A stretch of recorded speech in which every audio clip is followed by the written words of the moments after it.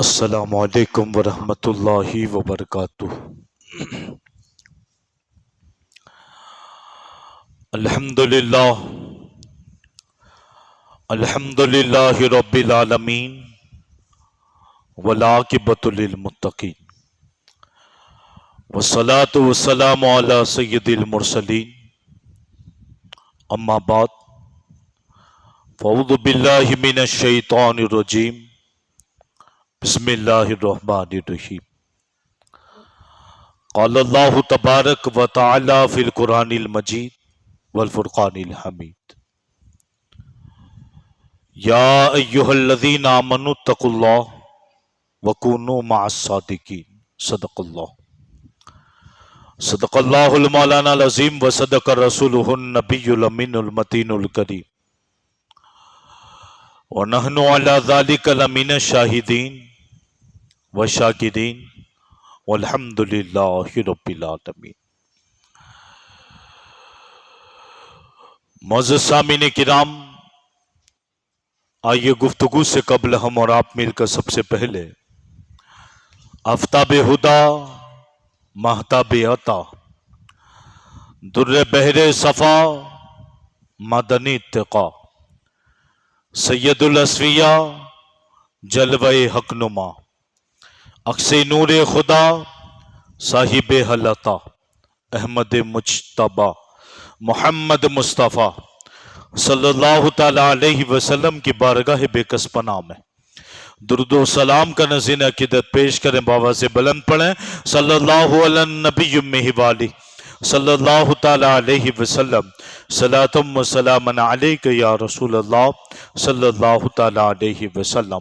ایک مرتبہ درود پاک پڑھ لیں، صلی اللہ علی النبی امہ والی صلی اللہ تعالی علیہ وسلم، صلاۃ و سلام علیک یا رسول اللہ صلی اللہ تعالی علیہ وسلم۔ ایک مرتبہ نبی اور آل نبی پر بلند آواز سے درود پاک پڑھ لیں، صلی اللہ علی النبی امہ والی صلی اللہ تعالی علیہ وسلم، صلاۃ و سلام علیک یا رسول اللہ صلی اللہ تعالی علیہ وسلم۔ آئین جواں مردہ، حق گوئی و بے باکی۔ آئین جواں مردہ، حق گوئی و بے باکی، اللہ کے شعروں کو آتی نہیں ربائی، اللہ کے شعروں کو آتی نہیں ربائی۔ معزز سامعین کرام، میں نے آپ کے سامنے قرآن پاک کی ایک آیت کریمہ تلاوت فرمائی جس میں اللہ تبارک و تعالی ارشاد فرماتا ہے، یا ایہا الذین آمنوا اتقوا اللہ وکونوا مع الصادقین۔ اے ایمان والو، اللہ سے ڈرو اور سچوں کے ساتھ ہو جاؤ۔ پیارے اسلامی بھائیوں، اس دنیا میں اللہ تبارک و تعالیٰ کے بے شمار برگزیدہ بندے تشریف لائے، جس میں سے ایک عظیم و عبقری شخصیت کہ جس کے چرچے اور جس کے رتبے اور جس کے فضائل پیدا ہونے سے پہلے ہی لوگوں نے بیان کر دیے تھے، جسے دنیا سید احمد کبیر رفاعی رضی اللہ تعالیٰ عنہ کے نام سے جانتی اور پہچانتی ہے۔ آپ سلسلہ رفاعیہ شاذلیہ کے بہت بڑے امام ہیں۔ مصر اور مصر کے اطراف کا پورا علاقہ اکثریت سلسلہ رفاعیہ میں شامل ہے، جن کے بانی و مبانی سید احمد کبیر رفاعی رضی اللہ تعالی عنہ کی ذات ہے۔ آپ کی پیدائش سے پہلے آپ کے ماموں جو وقت کے بہت بڑے ولی تھے، ان کے خواب میں نبی پاک سید عالم صلی اللہ تعالی علیہ وسلم تشریف لائے، حضور تشریف لائے آپ کے ماموں کے خواب میں، اور آ کر نبی پاک صلی اللہ تعالی علیہ وسلم نے ارشاد فرمایا آپ کے ماموں سے کہ آپ کی بہن کے وہاں وہ لڑکا پیدا ہوگا جس کی تربیت تمہارے ذمہ ہوگی، اور ان کا نام احمد رکھنا، یہ حضور نے کہا تھا، نام احمد رکھنا۔ علماء فرماتے ہیں احمد نام یہ آسمانی ہے، احمد لفظ احمد نام آسمانی ہے، کیونکہ جس وقت حضرت عیسیٰ علیہ الصلوۃ والسلام نے اپنے حواریوں سے نبی پاک صلی اللہ تعالی علیہ وسلم کی صفت بیان کرنے کے بعد یہ کہا تھا کہ ان کا نام احمد ہوگا، جس کا ذکر قرآن میں بھی ہے، اسمہ احمد، یعنی احمد یہ آسمانی نام ہے۔ اور الحمدللہ اس امت میں غلاموں کا یہ عالم ہے کہ اللہ انہیں آسمانی نام عطا فرماتا ہے، اور آپ کا نام احمد خود نبی پاک صلی اللہ تعالی علیہ وسلم نے تجویز فرمایا کہ ان کا نام احمد رکھنا، اور فلاح کے پاس ان کو تربیت میں علم دین پڑھانے میں رکھنا ہے۔ سید احمد کبیر رفاعی اتنے بڑے صوفی تھے، اتنے بڑے صوفی کہ آپ کے عاشق ہونے کی آخری دلیل، اسے تو پوری سوانح پڑھنے کے قابل ہے، پوری سیرت آپ کی پڑھنے کے قابل ہے، مگر آپ کے عشق کی سب سے بڑی دلیل یہی ہے کہ اکثر اوقات اپنے گھر میں جب رہتے تھے نا، اپنے گھر میں تو یہی کہتے تھے آج میرا جسم گھر میں ہے، روح مدینے جا چکی ہے۔ اکثر اوقات اپنے گھر والوں سے یہی بات کرتے تھے کہ جسم میرے پاس ہے، روح مدینے جا چکی ہے۔ اور پھر کبھی جذب کی حالت میں آ جاتے تو پھر کہتے کہ آج صرف روح کو نہیں جانے دینا ہے، روح اور جسم دونوں جائیں گے، روح جسم دونوں جائیں گے۔ الغرض سید احمد کبیر رفاعی رضی اللہ تعالیٰ جب بھی سلام کرتے تھے نا، حضور جواب دیتے تھے، حضور جواب دیتے تھے آپ کو، اور آپ اس جواب کو سنتے بھی تھے۔ یہ رب نے آپ کو طاقت دی تھی، رب نے آپ کو ہم کو بھی جواب دیتے ہیں، بس سن نہیں پاتے۔ مگر کچھ بندے ایسے ہوتے خاص جنہوں نے اپنا سب کچھ اللہ تبارک و تعالیٰ کے سپرد کر دیتے ہیں نا، پھر ان کا حال یہ ہو جاتا ہے کہ ان کے کان، ہاتھ، آنکھ سب کچھ رب تبارک و تعالیٰ کے جو حوالے کر دیتا ہے، تو پھر جب سلام کرتے ہیں نا تو مدینے کا جواب بھی وہ سنا کرتے ہیں، مدینے سے جواب بھی سنا کرتے ہیں۔ اب اس کے بعد کیا ہوا؟ ایک دن جب روح و جسم دونوں کے ساتھ وقت کا عظیم صوفی جب مدینہ منورہ میں پہنچا، جب آپ نبی پاک صلی اللہ تعالی علیہ وسلم کی سنہری جالی کے قریب پہنچے تو آپ نے عرض کی تھی یا رسول اللہ، پہلے تو میں سلام کرتا تھا، آپ جواب دیتے تھے، اور آپ کا جواب میں سنتا بھی تھا، اب تو غلام خود حاضر ہے، کرم نوازی کر دیں۔ الغرض آپ جب پہنچے نا نبی پاک صلی اللہ تعالی علیہ وسلم کی قبر انور پر، اور جس وقت آپ کھڑے تھے، علماء فرماتے 10,000 کا مجمع تھا، 10,000 کا مجمع تھا، اور 10,000 کے مجمع نے دیکھا کہ جس وقت سید احمد کبیر رفاعی رضی اللہ تعالیٰ عنہ پہنچے، نبی پاک نے اپنا دست مبارک اپنی قبر سے نکال کر آپ سے مصافحہ کیا تھا۔ آپ نے ہاتھ کو چوما، نبی پاک کے ہاتھ کو بوسہ دیا، چوما۔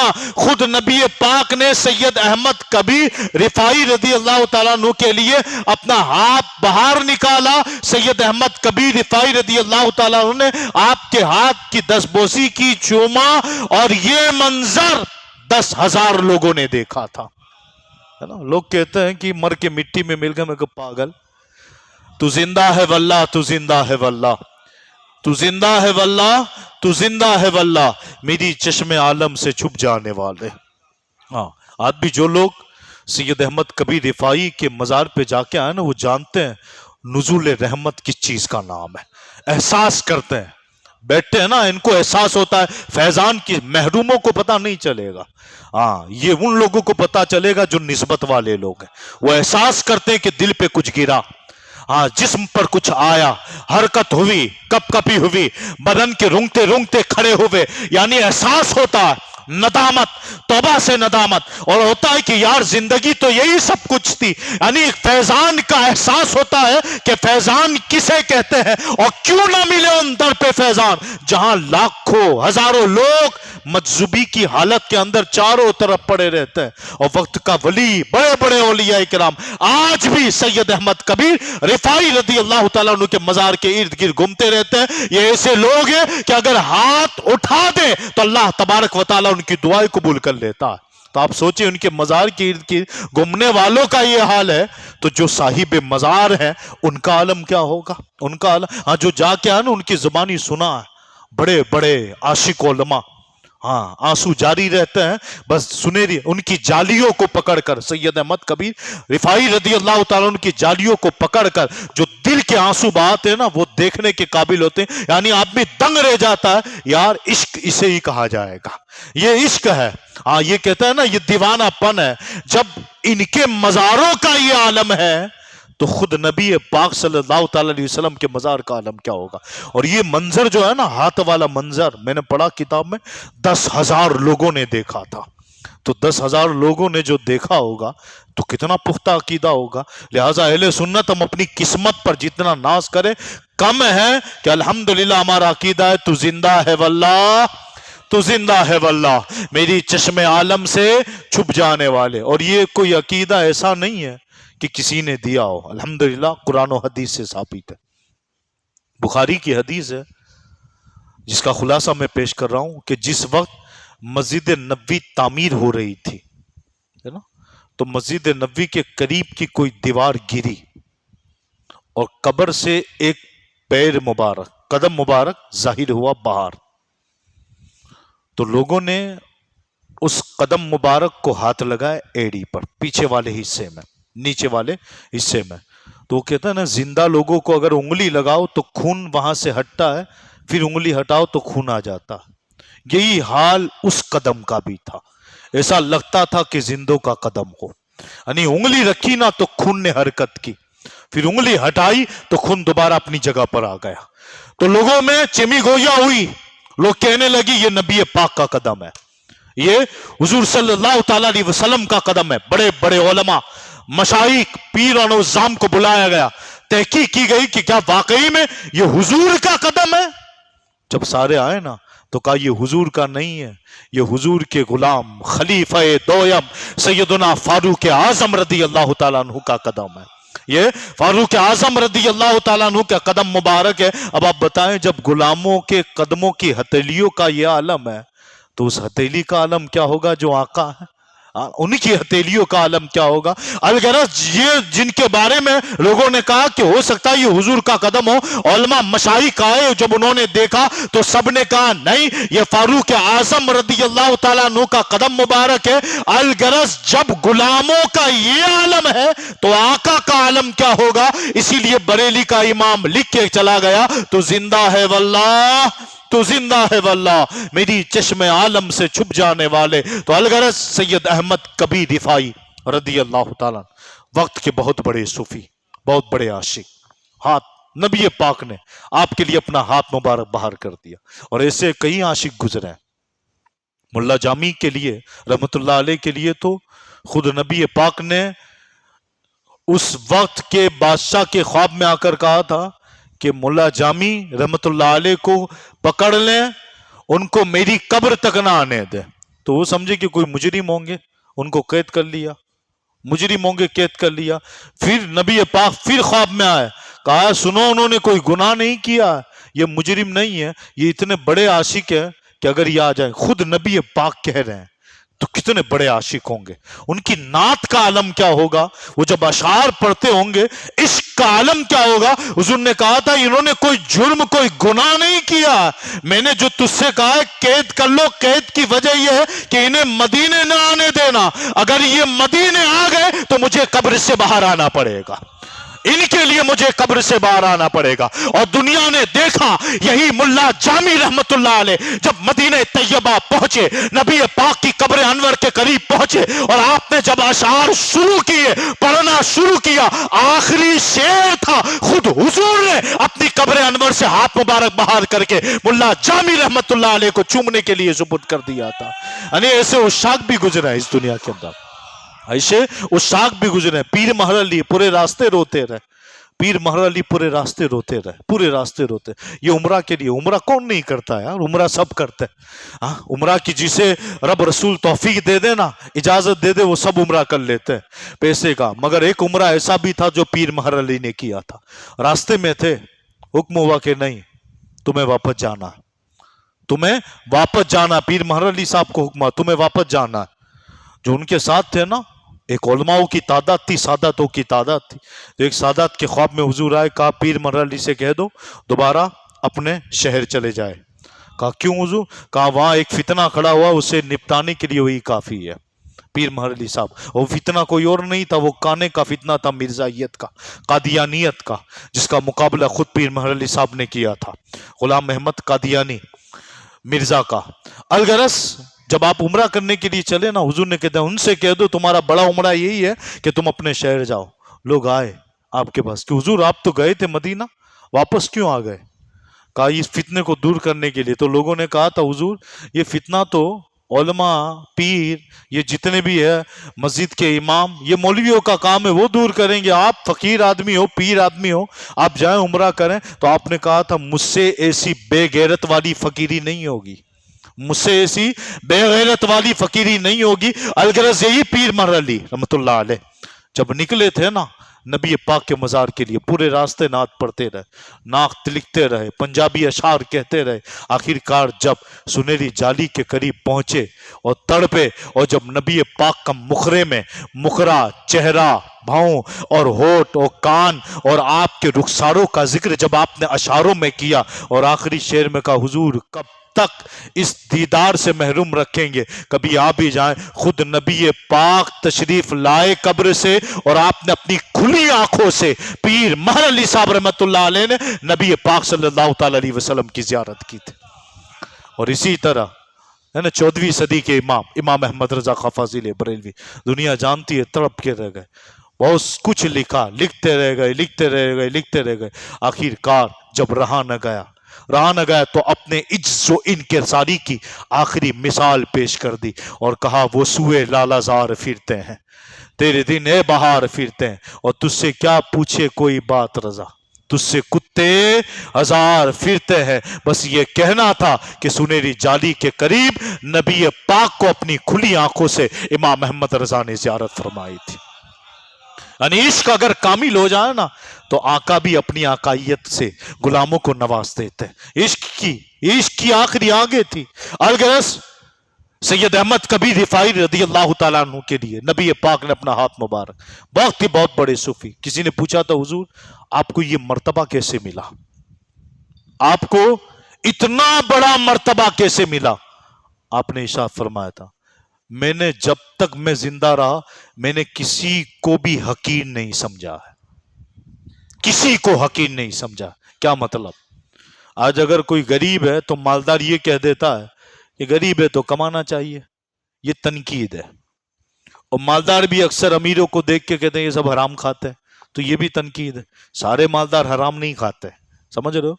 हाँ, लहजे में गुफ्तगू में अंदाज होना चाहिए, किसी को हकीर न समझे। जैसे शफीक बल्खी रहमतुल्लाह अलैह जवान थे, शफीक बल्खी रहमतुल्लाह अलैह बिल्कुल जवानी थी, और अब्दुल्ला बिन मुबारक ये बुढ़ापे की उम्र को चले गए थे। एक मजलिस में दोनों थे और दोनों मशहूर थे। अब्दुल्ला बिन मुबारक बूढ़े हो चुके थे, शफीक बल्खी जवान थे, दोनों एक मजलिस में थे। प्रोग्राम शुरू हुआ और तरीका है कि प्रोग्राम के इख्तिताम पर दुआ की जाती है। तो लोगों ने अब्दुल्ला इब्ने मुबारक से कहा कि हुजूर आप दुआ कर दें, आप दुआ कर दें। तो अब्दुल्ला इब्ने मुबारक ने शफीक बल्खी से कहा कि बेटा तुम दुआ करो। शफीक बल्खी कहने लगे हुजूर मैं कहां आप कहां, आप दुआ कीजिए। तो अब्दुल्ला बिन मुबारक जो ज़ईफ थे वो उनके लिए शफीक बल्खी जो जवान थे, छोटे थे, उनके लिए क्या जुमला इस्तेमाल कर रही, इस्लामी तरबियत है। आप फरमाते बेटे तुम्हारी उम्र कम गुनाह कम दुआ तुम ही करो, उम्र कम गुनाह कम दुआ तुम ही करो। अब ये छोटे थे, अब इनका जुमला सुने। उन्होंने कहा हुजूर آپ کی عمر بڑی، اعمال بڑے، نیکی بڑی۔ رمضان زیادہ آپ نے دیکھی، روزے آپ نے رکھے، نمازیں زیادہ آپ نے پڑھی، آپ عمر میں بڑے، آپ کی نیکیاں بھی بڑی، دعا آپ کرے، یہ احسان۔ یعنی انہوں نے نہ ان کو چھوٹا کہا، نہ انہوں نے کسی کو گھٹایا بڑھایا، یعنی اور حضرت شیخ احمد کبیر رفاعی رضی اللہ تعالیٰ عنہ کہتے ہیں میں نے دنیا میں کسی کو حقیر سمجھا ہی نہیں ہے، کیونکہ قرآن کہتا ہے کہ اللہ تبارک و تعالی مچھر کی مثال دینے میں شرم محسوس نہیں کرتا، یہاں تک کہ اس سے چھوٹی بھی مثال ہو نا تو بھی رب بیان کرنے میں شرم محسوس نہیں کرے گا۔ کیوں؟ کیونکہ مچھر بھی مخلوق ہے، مچھر بھی مخلوق ہے، وہ شرم محسوس نہیں کرتا۔ الغرض سید احمد کبیر رفاعی رضی اللہ تعالیٰ عنہ فرماتے ہیں کہ ایک مرتبہ میں راستے سے گزر رہا تھا کھیت سے، اور کھیت میں تھا یہ کہ ایک طرف راستہ تھا، دونوں طرف پانی تھا، اور راستہ بالکل پتلا تھا۔ اور کھیت میں ہوتا ہے نا چند جگہ مٹی پڑی ہوتی اور چاروں اور دونوں طرف پانی ہوتا، کیچڑ۔ بیچ سے چل رہے تھے، سامنے سے کتا آ گیا۔ جب سامنے سے کتا آیا نا، آپ اس کتے کو دیکھنے لگے، کتا آپ کو دیکھنے لگا، آپ کتے کو دیکھنے لگے۔ اور سید احمد کبیر رفاعی رضی اللہ تعالیٰ نماز کے لیے جا رہے تھے، نماز کے لیے جا رہے تھے۔ جب آپ چلے، سامنے سے کتا آ گیا، کتا بھی کھڑا ہو گیا، آپ بھی کھڑے ہو گئے۔ آپ کتے کو دیکھ رہے ہیں، کتا آپ کو دیکھ رہا۔ آپ سوچ رہے ہیں کہ کتا کیچڑ میں جائے تو میں سیدھے چلا جاؤں، کیونکہ اگر میں جاؤں گا تو مجھے نماز پڑھنی ہے، میرے کپڑے کیچڑ آلود ہو جائیں گے۔ الغرض آپ نے آسمان پہ نگاہ اٹھائی، اتنا کہا مولا اس کتے کو زبان دے دے تو میں اس سے کچھ بات کر لوں، کتے کو زبان دے دے میں اس سے بات کر لوں۔ اللہ نے اس کتے کو زبان عطا کر دی۔ جب زبان عطا ہوئی نا، آپ نے کیا کہا پتا ہے کتے سے؟ اے کتے تو نیچے چلا جا، میں اس پاڑی سے گزر کے چلا جاؤں، مجھے نماز پڑھنی ہے، کیونکہ تو نیچے جائے گا تو تو کیچڑ والا ہوگا، تجھ پر نماز نہیں ہے، مجھ پہ نماز ہے۔ اگر میں نیچے اتروں گا تو میں کیچڑ والا ہو جاؤں گا اور پھر مجھے تکلیف ہوگی، اور تو نیچے اترے گا تو تو کیچڑ والا ہوگا، تو تجھے حرج نہیں ہے کیونکہ تجھ پر نماز نہیں ہے۔ جب اتنا کہا نا، وہ کتا کہنے لگا، جب زبان عطا ہوئی تو کتے نے بھی ایک بات کہی جو آپ کے دل پہ لگی تھی۔ اس کے بعد آپ نے کبھی کسی کو حقیر نہیں جانا۔ وہ بات یہ تھی کہ حضور سنیے، اس کتے نے کہا تھا، بڑی پیاری بات تھی۔ اس بات کو اگر سب سمجھ لیں نا تو معاشرے کی اندرونی لڑائیاں، حسد و بغض و لڑائی، کرسی سے لے کر تمام چیز کی سب ختم ہو جائے، سب ختم ہو جائے گی۔ آپ نے کتے نے کہا تھا آپ سے کہ حضور میں اگر کیچڑ والا ہوا نا تو باہر جا کے پانی سے کیچڑ دھل جائے گا، کیچڑ والا ہوا باہر نکلوں گا پانی سے وہ کیچڑ دھل جائے گا۔ لیکن اگر آپ نے تکبر اور گھمنڈ کی وجہ سے مجھے جانور و کتا جان کر کہا ہے کہ کیچڑ میں چلا جا، اور یہ تکبر اور گھمنڈ کا کیچڑ اگر آپ کے دل پہ لگ گیا نا، دنیا کے کسی پانی سے نہیں دھل سکے گا۔ بہت بڑی بات کہی تھی اس نے۔ جو آپ نے اگر مجھے حقیر جان کر کہا ہے کہ تو نیچے اتر جا، تو حضرت سنیے، آپ بھی سید احمد کبیر رفاعی سے کہہ رہا تھا کہ اگر یہ گھمنڈ و تکبر کا کیچڑ دل پہ لگ گیا تو کسی پانی سے نہیں دھلے گا۔ اس کے بعد فرماتے میں نے کبھی کسی شے کو حقیر نہیں سمجھا، حقیر نہیں سمجھا۔ یعنی اگر امیر آدمی غریب کو دیکھے تو کہہ دے کہ مولا تو نے مجھے اس حال میں رکھا ہے، اسے اس حال میں رکھا ہے، مجھے مال دیا ہے، میں اس مال سے اس کی امداد کروں گا۔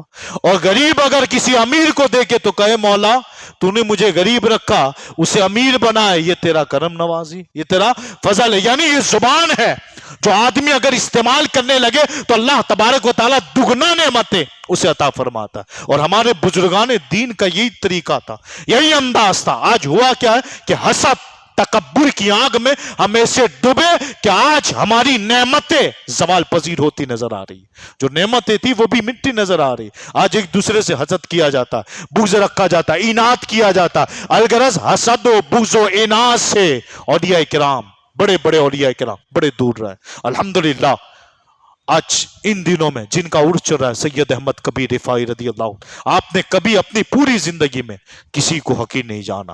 اور ایک اور شخصیت ہے جو الحمدللہ جو تو اسی ہندوستان کے اندر ہے، میں نام اس لیے لے رہا ہوں جمعہ کے اندر تاکہ آپ لوگ ان کے نام کی فاتحیاں دلائیں۔